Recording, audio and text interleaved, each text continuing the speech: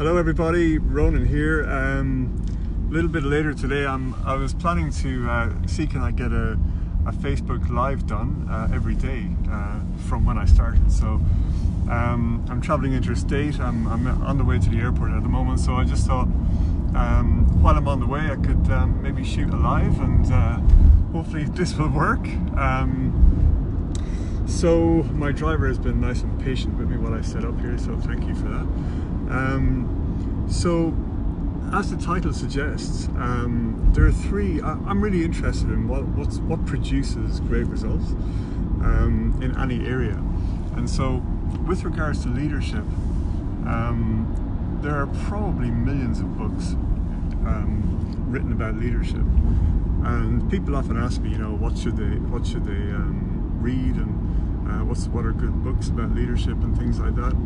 And the challenge is that the books are so varied. If you read one written by a military commander versus one written by a community leader, they'll be different. But the thing about these books is that I personally think that most of these books are probably most of these books are quite good, and so even if they have different advices in there, it's probably fair to say that a lot of the advice is still good. So for one leader, they might say it's important to have vision and to have clarity and to be generous and all that kind of thing, and somebody else might say you've got to be commanding, and you've got to be resilient, and various things like that. Also true. Okay, so how do you know who to listen to and which one to read and all those kinds of things? And this led me to think about this very deeply over the years. And when I've given talks before, I've spoken about three principles that produce the traits and behaviors of great leaders. So I think we could probably all agree that there are lots of traits and behaviors of great leaders that are very desirable. So I'm trying to figure out this camera here. It's quite sunny where I am.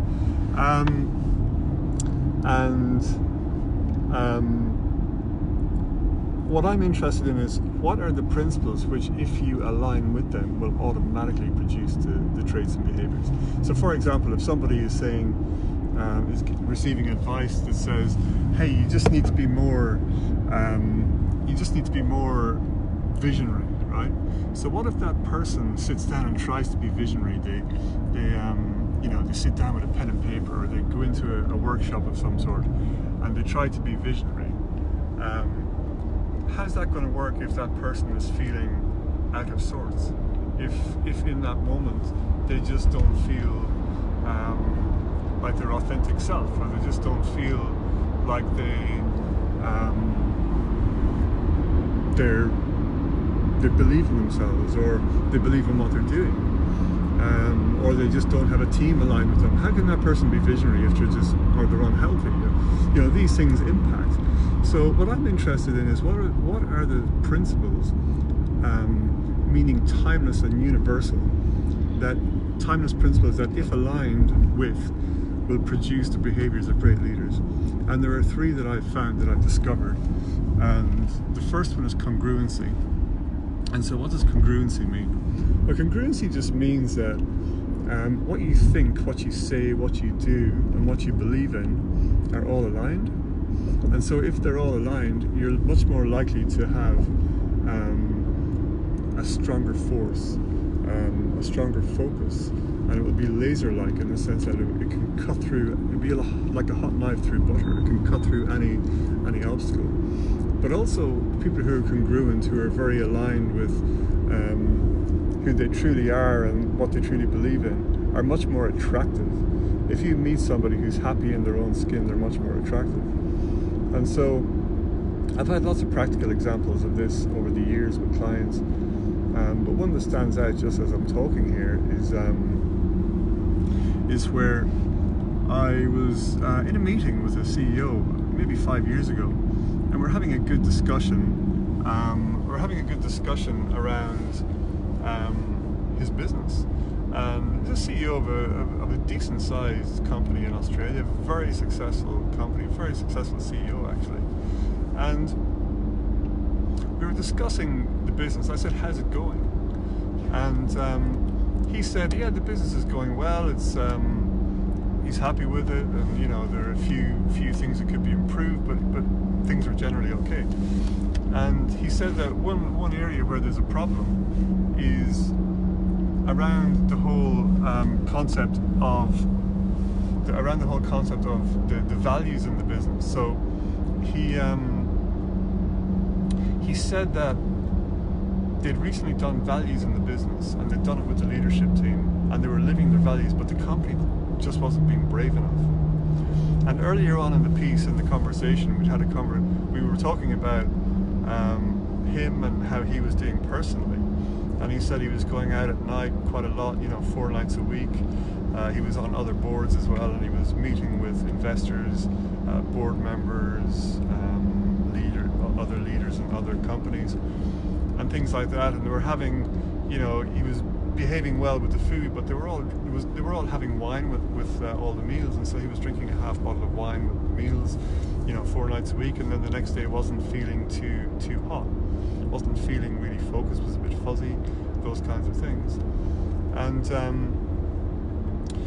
when he was talking about this, it was really interesting, because the guy is ultra switched on, very, very interesting and aware human being. And we were talking about his bravery earlier, and he said, yeah, the company's going great, it's just not being brave. So while we were discussing this, I just relayed a story to him that when I was young, you know, people have role models, and for people who have role models, once you've got one, you really do check them out and focus on everything they do. So when I was 14 or 15, I had a maths teacher, and I thought he was great. You know, he helped me understand maths in a way that nobody else could, and he made it interesting.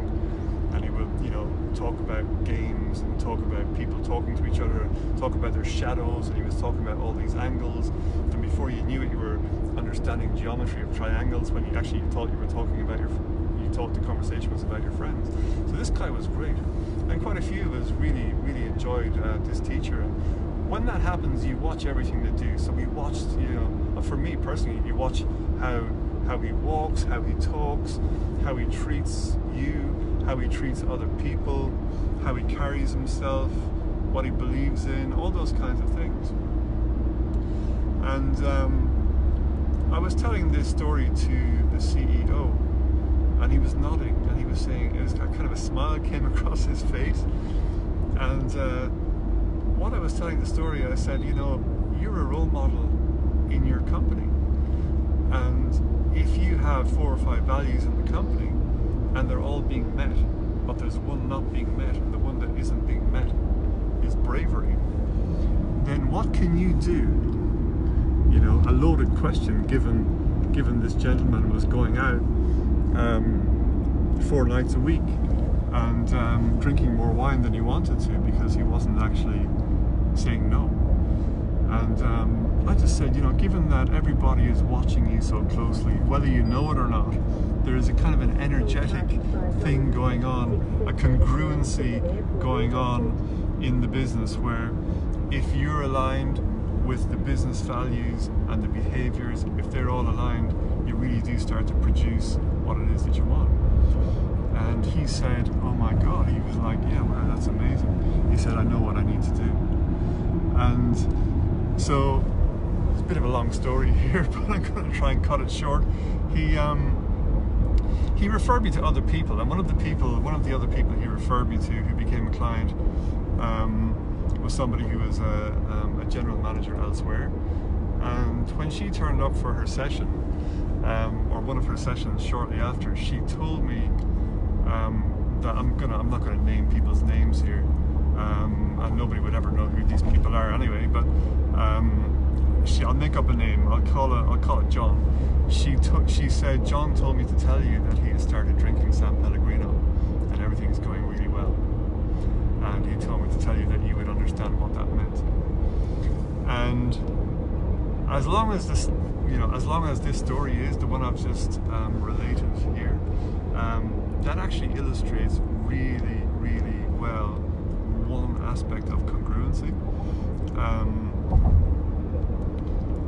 and it also, I think, illustrates great leadership from that CEO who emptied his cup. He was always, this is not a struggling CEO, this was a really, he was finding something to work on, because the money was coming, the profits were happening, everybody loved him, and he still found something he wasn't happy with that he wanted to improve.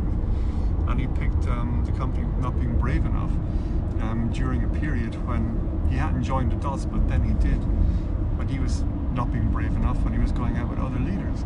So once he became brave enough, the company became a lot braver, and everything flowed from there for him. So, who would have thought that you're sitting down with somebody for a couple of hours and one of the most important things he could do is drink San Pellegrino? Not because he had a drinking problem, but because it was about being brave, because he wanted to say, he wanted to drink San Pellegrino but hadn't done it. So there are lots of other things about congruency. This has probably gone on for long enough, and I hope that helped. And if you have any questions on it, type in the comments below or ask some questions if you like. And I hope it helps. And if you want to share it, please do, if you think others will benefit from this. And I'm going to continue and go for a shoot every day in January. So I'll do principle number 2 tomorrow, which is about paradox, which is really interesting. And until then, have a fabulous weekend, and I look forward to talking soon. Bye.